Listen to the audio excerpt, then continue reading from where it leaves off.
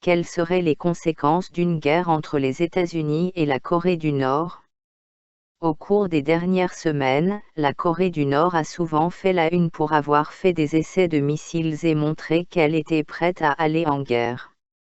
Mais qu'entraînerait une guerre entre les États-Unis et la Corée du Nord? À quoi ressemblerait une guerre nucléaire? Est-ce que la Troisième Guerre mondiale approche à grands pas? Examinons la situation. Contexte: pourquoi y a-t-il une situation de conflit dans la péninsule coréenne? Jusqu'à la fin de la Deuxième Guerre mondiale, la Corée était une colonie japonaise. Après la guerre, la Corée, comme l'Allemagne, fut séparée en deux régions, le Nord, allié à la Russie soviétique et à la Chine, et le Sud, allié aux États-Unis. Aucune des deux régions n'acceptait la frontière, à tel point qu'en 1950 le Nord envahit le Sud.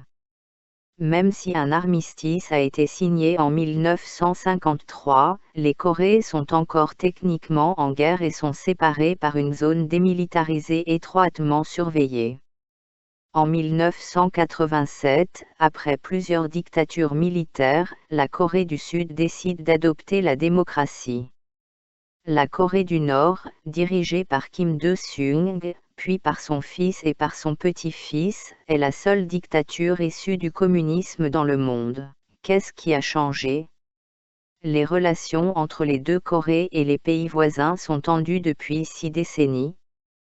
Plus de 800 soldats nord-coréens, sud-coréens et américains ont été tués dans la zone démilitarisée, voir photo. En 2006, la Corée du Nord a affirmé avoir testé une arme nucléaire, accentuant ainsi la tension. La Corée du Nord a quitté les pourparlers de paix en 2009 après avoir refusé de mettre fin à ses essais nucléaires. Aucune avancée n'a été réalisée depuis. La Chine, alliée traditionnelle de la Corée, serait de plus en plus frustrée par le régime. Changement en Corée du Nord? Kim Jong-il, le fils du premier dictateur de la Corée du Nord Kim Il-sung, est décédé en 2011. Son fils à lui, Kim Jong-un, lui a succédé à la tête du gouvernement de Pyongyang. Il aurait 34 ans, et serait de ce fait l'un des plus jeunes dirigeants du monde. Même si Kim Jong-un a d'abord essayé de projeter une image plus sympathique que ses prédécesseurs, il n'a pas renoncé aux essais nucléaires ni à la rhétorique agressive à l'encontre de la Corée du Sud et de ses alliés. Changement aux États-Unis. Les présidents américains George W. Bush et Barack Obama ont fait preuve de patience stratégique avec la Corée du Nord. Ils ont attendu de voir si le pays passerait de la parole aux actes. Donald Trump, quant à lui, a été plus proactif. Il a renforcé les sanctions économiques contre le pays et les barrières anti-missiles en Corée du Sud, et il a envoyé des navires de combat dans la région. Les médias d'État nord-coréens ont qualifié ces mesures de provocation et ont prévenu les États-Unis et ses alliés que le pays est prêt à lancer une attaque anticipée très puissante. Trump, dont les gestes peuvent être parfois difficiles à anticiper, a affirmé qu'il était temps de régler le problème de la Corée du Nord. Changement en Corée du Sud. À partir de la fin des années 90, la Corée du Sud adopte une politique de rapprochement dite « Sunshine » vis-à-vis de la Corée du Nord afin d'améliorer les relations en offrant son aide. Cette politique a pris fin en 2008, sous le régime du président conservateur Lee Myung-bak. Son successeur, Park Geun-hye, était aussi considéré hostile envers le Nord. L'élection d'un nouveau président pour remplacer Park, destitué pour cause de corruption, aura lieu prochainement. L'opposition libérale est en voie de remporter l'élection et d'engager un dialogue avec la Corée du Nord. Cependant, cette intervention pourrait tomber dans l'oreille d'un sourd ou, pire, arriver trop tard. Changement en Chine et en Russie.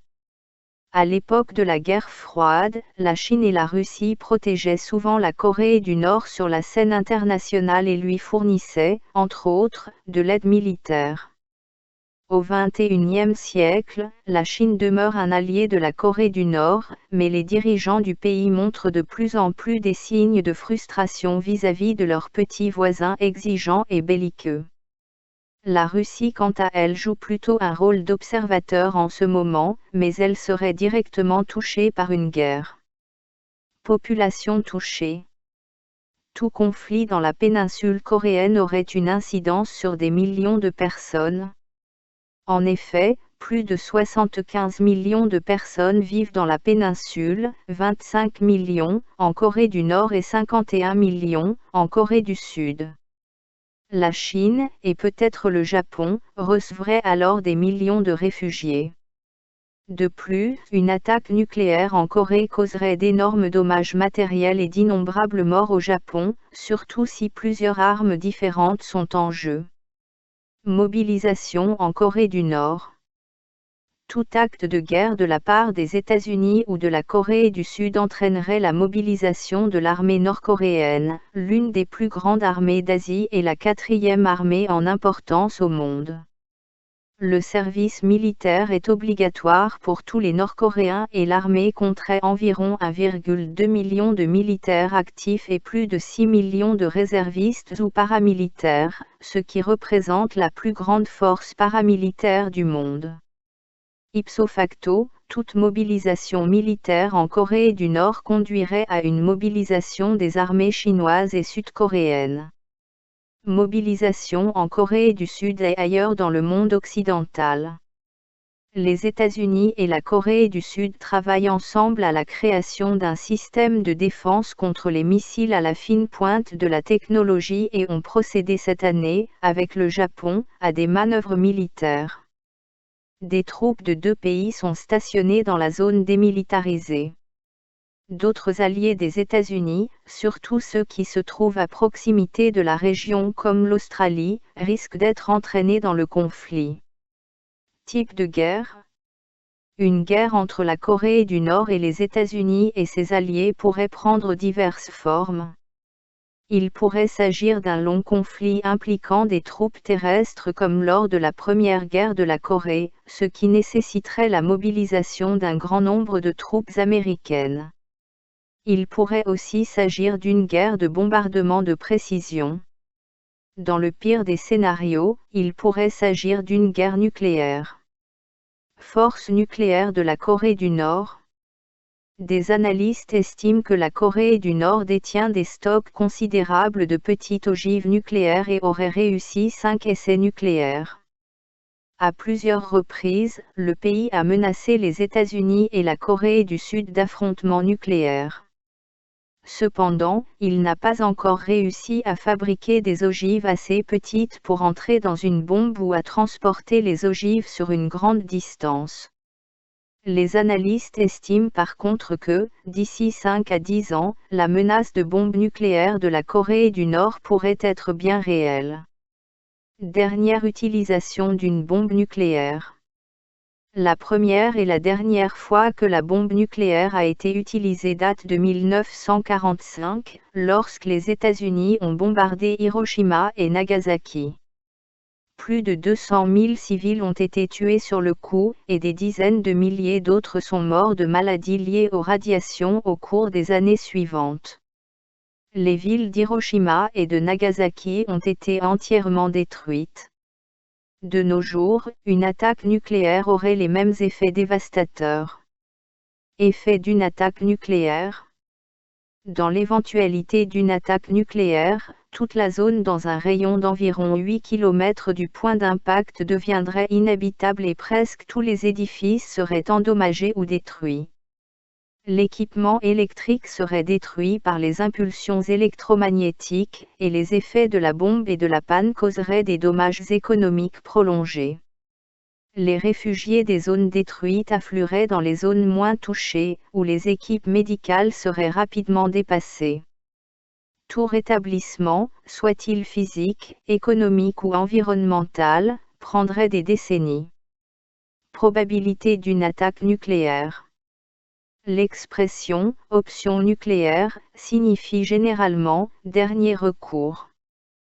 Cependant, les analystes disent que les récents exercices militaires de la Corée du Nord indiquent une intention d'utiliser des armes nucléaires dès les premières heures du conflit afin de repousser toute attaque anticipée de la Corée du Sud. Il en résulterait un grand nombre de morts et de dégâts matériels avant même que le reste du monde ait le temps de réagir. Troisième Guerre mondiale. La Corée du Nord, qui utilise souvent un langage violent, a menacé d'anéantir toute vie sur Terre à l'aide de 3 bombes thermonucléaires. Même si le conflit éventuel n'atteint pas ce stade, l'hypothèse d'une troisième guerre mondiale a été mise de l'avant. Mais cette hypothèse est née à une époque où la Chine aurait aidé la Corée du Nord, ce qui aurait rapidement causé un conflit multilatéral. Ce scénario est plus difficile à imaginer en ce moment. Conséquences pour les États-Unis et leurs alliés. Si une guerre éclate cette année, l'Amérique du Nord serait probablement épargnée. La Corée du Nord n'a pas encore perfectionné la technologie du missile balistique intercontinental, mais celle-ci est en train d'être testée. Cependant, les missiles nord-coréens, avec ou sans armes nucléaires, peuvent frapper le Japon ou la Corée du Sud et causer beaucoup de dommages. Conséquences pour la Corée du Nord. Les transfuges nord-coréens et les rares journalistes qui ont réussi à se rendre en Corée du Nord brossent un portrait sombre du pays, rempli de camps de prisonniers et de pénuries alimentaires généralisées. Cette situation, combinée au détournement des ressources vers le militaire et les dommages causés par une guerre conventionnelle ou nucléaire, accroîtrait le désespoir du peuple nord-coréen et créerait un important afflux de réfugiés vers la Chine et la Corée du Sud. Fin du régime Kim. Une défaite militaire signifierait, selon toute probabilité, la fin du régime Kim. En effet, il est difficile d'imaginer les Américains, les Sud-Coréens ou l'OTAN négocier avec Kim. Cependant, tout changement de dirigeant nécessite un grand changement culturel en Corée du Nord, où le peuple est constamment exposé à de la propagande du régime. Le lavage de cerveau commence avant la naissance et il devient naturel de se prosterner devant les portraits des Kim, a déclaré un transfuge à la BBC. Si on se fie aux témoignages des transfuges, le peuple nord-coréen aurait du mal à imaginer un monde sans Kim. Conséquences économiques. La reconstruction de la Corée du Nord de l'après-guerre nécessiterait des investissements massifs de la part de la communauté internationale. Après la chute du mur de Berlin, la réunification allemande a coûté environ 2 milliards d'euros en monnaie actuelle, et l'Allemagne de l'Est reçoit toujours des subventions de l'Ouest afin de rattraper des décennies de ralentissement économique. L'écart entre les deux Corées en matière de niveau de vie, d'avancée technologique et de mentalité étant encore plus grand, tout porte à croire que les coûts seraient aussi plus élevés. Autre résultat d'une reconstruction. Les pays participants à la réunification devront récupérer les armes nucléaires de la Corée du Nord, organiser les vagues de réfugiés et gagner la confiance du peuple nord-coréen, ce ne sera pas facile. Les 80 000 prisonniers des camps de travail devront être libérés et être réintégrés à une société en évolution rapide et la menace nucléaire serait désamorcée.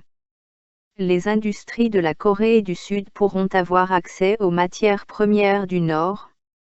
Au bout du compte, la péninsule deviendrait l'Allemagne asiatique.